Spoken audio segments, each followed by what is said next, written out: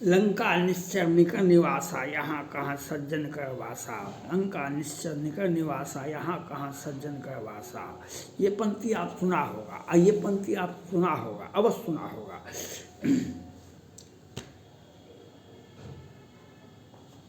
ये तो रामचरितमानस का सुंदरकांड का पंक्ति है। लेकिन आज की राजनीति में यह कहा जाता है, माननीय बिहार सरकार के माननीय मुख्यमंत्री जी ने कहा कल परसों में, जो कर्पूरी ठाकुर के नियम के तहत पूरे देश में आरक्षण लागू होना चाहिए।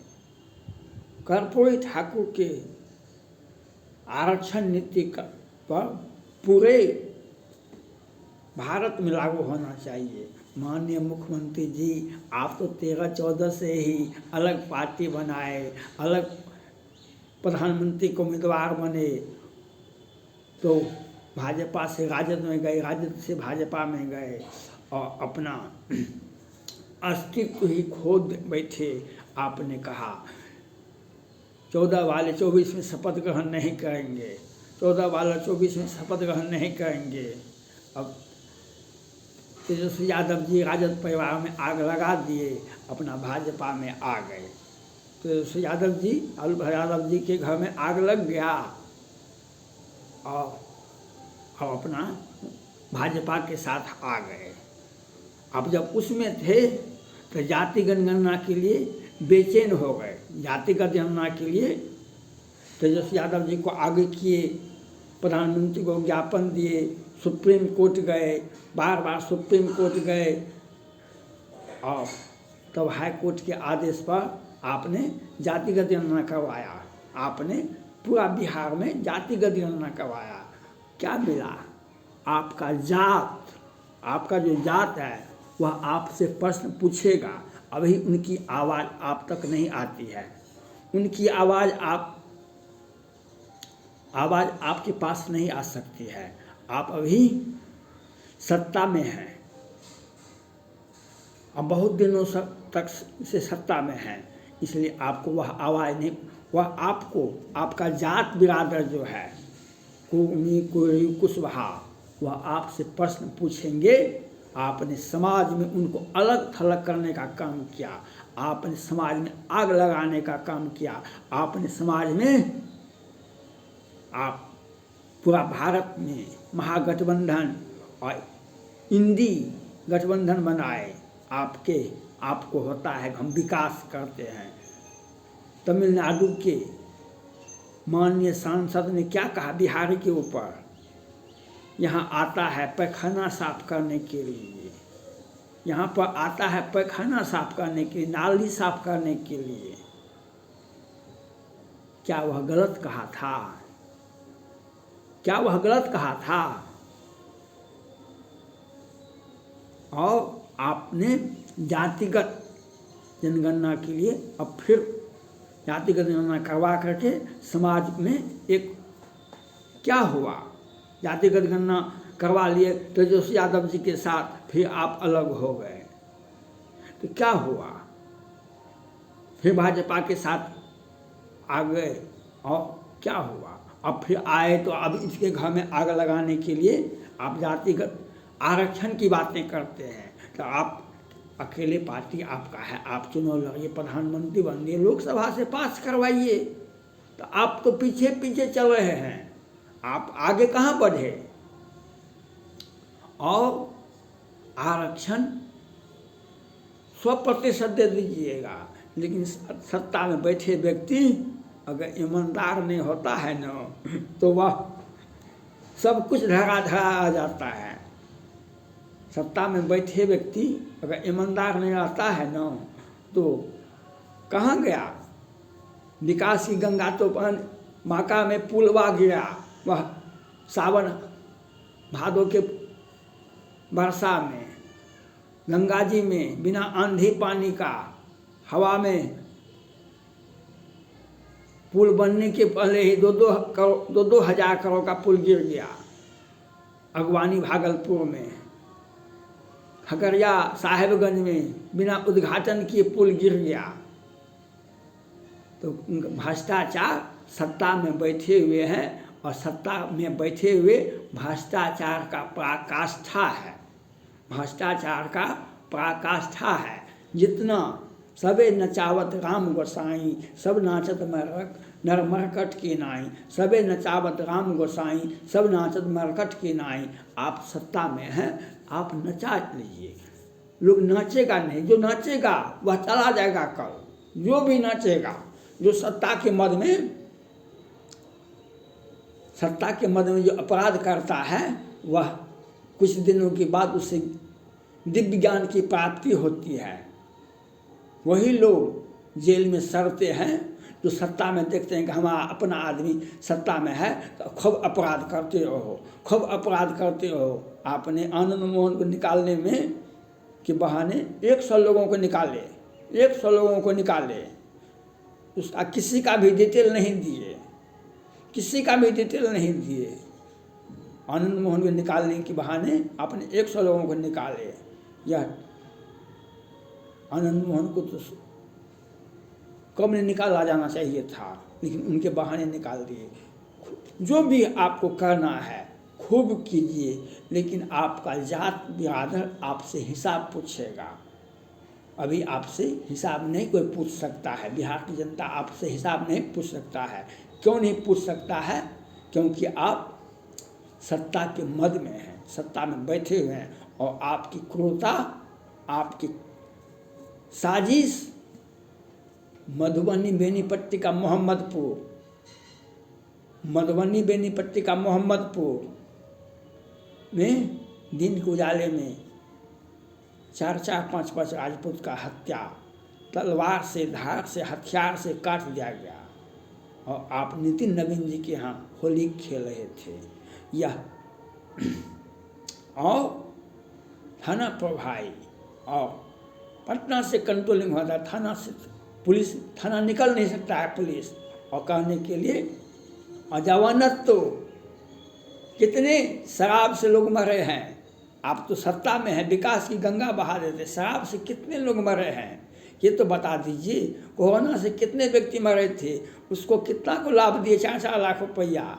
और अभी आप पहले जातिगत गणना फिर आरक्षण नियम आप बना रहे हैं। फिर पहले जातिगत गणना में महागठबंधन में गए, जातिगत गणना करवाए, आग तो लगाने का खूब प्रयास किए, लेकिन आग नहीं लगा।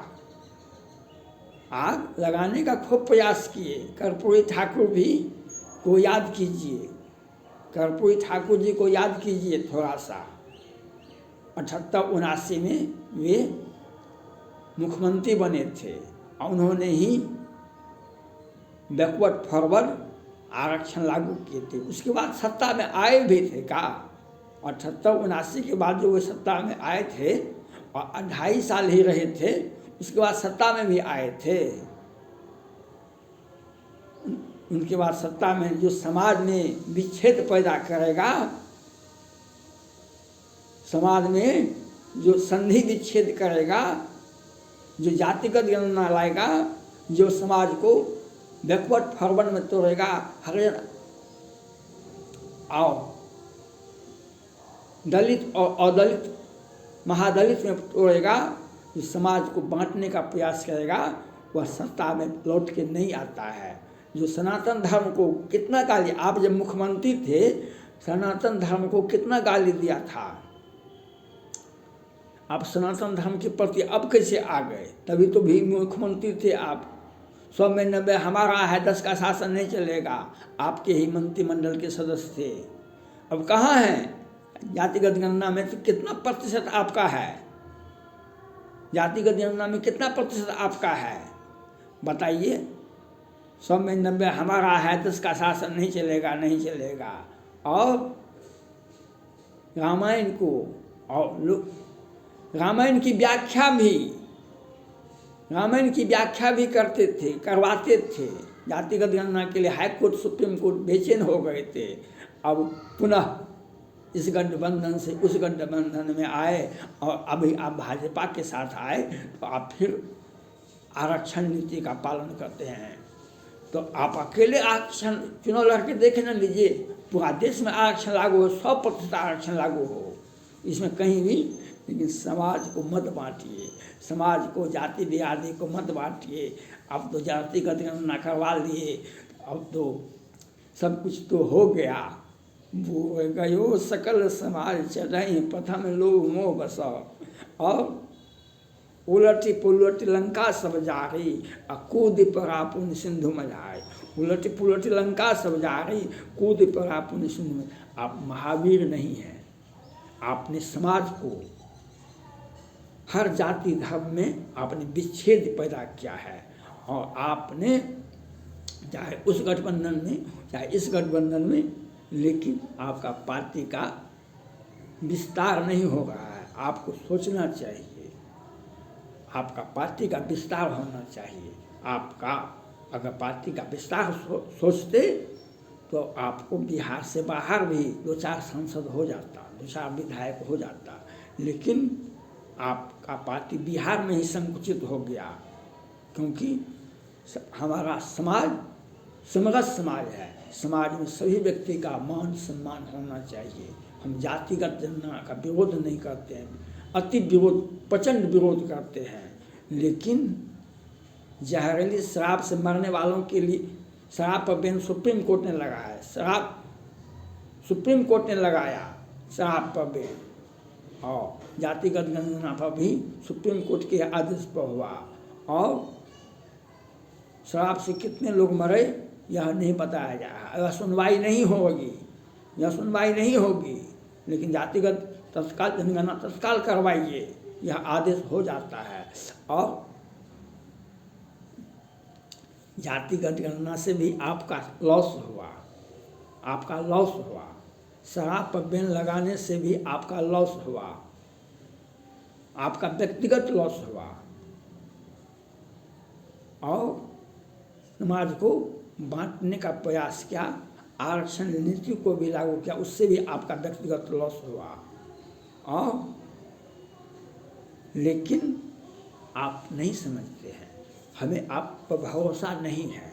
हम आपसे आशा भी नहीं करते हैं, हम आप पर भरोसा भी नहीं करते हैं, हम आप पर आशा भी नहीं करते हैं। लेकिन जो आदमी का आप प्रतिनिधित्व करते हैं और जिस जातिगत व्यवस्था को आपने काम किया, जातिगत गणना के लिए आपने बेचैनी दिखाई, वह समाज आपको जिसको आपने समाज में अलग थलग करने का प्रयास किया, वह समाज आपसे, आप उसी जाति से आते, वह आपसे हिसाब लेगा। आपके राष्ट्रीय अध्यक्ष, जदयू के राष्ट्रीय अध्यक्ष ललन सिंह को मुंगेर की जनता ने पूछा, आप अपना हिसाब दीजिए, आपने किस राजनीति का सहारा लिया, किस आपका राजनीति का आइडियोलॉजी बताए। वे वहाँ से चल दिए। इसलिए समाज में एक आदर्श व्यवस्था होनी चाहिए। विकास हमारे सबसे पहले हरिजन भाइयों का होना चाहिए तब। लेकिन आपने हरिजन भाई को दलित महादलित बना दिए, हर एक जाति का जनगणना करवाए और दिए क्या? कुछ भी नहीं दिए, कुछ नहीं। लेकिन समाज में एक विच्छेद पैदा किए। आग लगाना नेतृत्व का काम अगर होता है तो सत्ता में इनके प्रकार रह जाते हैं कुछ दिन, लेकिन उसका बाद जो होता है रिजल्ट, वह दुखदायी होता है। यह आपको सोचना और समझना चाहिए। समाज में वैमनस्य पैदा करने के लिए जातिगत गणना, आरक्षण नीति, बैकवर्ड फॉरवर्ड, सारा नियम आपने बिहार में लागू किया, लेकिन आपका पार्टी का विस्तार नहीं हुआ। यह आपको सोचना पड़ेगा। आपका पार्टी खुद संकुचित हो गई, सिकुड़ गई, जो आपको सामने में ही आपका पार्टी का अस्तित्व खतरे में है। थैंक्स।